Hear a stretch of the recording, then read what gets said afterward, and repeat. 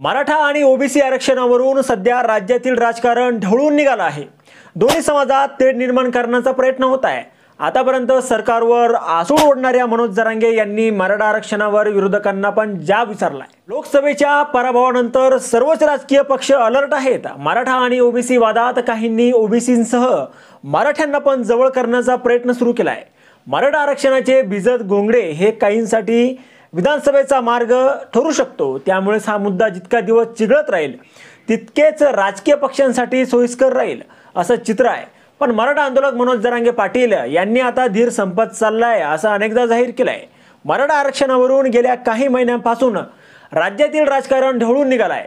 लोकसभा निवडणुकीत मराठा फॅक्टर दिसून आलं। भाजपसह महायुतीला मोठ्या पराभवाला समोर जावं लागलं। मराठा आरक्षणाचा पेच सुटण्याऐवजी तो आता वाढत चाललेला आहे। ओबीसी आणि मराठा समाजात तेढ निर्माण करण्याचे प्रयत्न सुरू आहेत। गावागावात यावरून उभी फूट दिसून येत आहे आणि मराठा आंदोलक मनोज जरांगे पाटील यांनी आतापर्यंत सरकारला सळो की पळो करून सोडला। पण आता त्यांनी पवित्रा बदलला आहे। सरकारसोबतच त्यांनी दुरूनच हा सर्व खेळ पाहणाऱ्या विरोधकांना जाब विचारला आहे।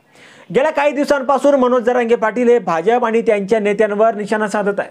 उपमुख्यमंत्री देवेंद्र फडणवीस यांच्यावर त्यांनी अनेकदा तोंडसुख पण घेतलाय। आता पण त्यांनी भाजपवर तिखट प्रतिक्रिया दिली आहे। भाजपच्या लोकांचं डोकं काम करत नाहीये, मला थांबवण्यासाठी प्रयत्न करत नाही, आम्ही त्यांना भाव देत नाही। शेवटी मराठा पुढे शांत बसले नाही तर तुमचं राजकीय करिअर मराठा संपवून टाकेल असा इशाराच मनोज जरांगे पाटील यांनी दिलाय। उद्धव ठाकरे, शरद पवार आणि नाना पटोले यांनी आपली भूमिका स्पष्ट करावी की मराठा समाजाला ओबीसीतून आरक्षण दिलं पाहिजे की नाही।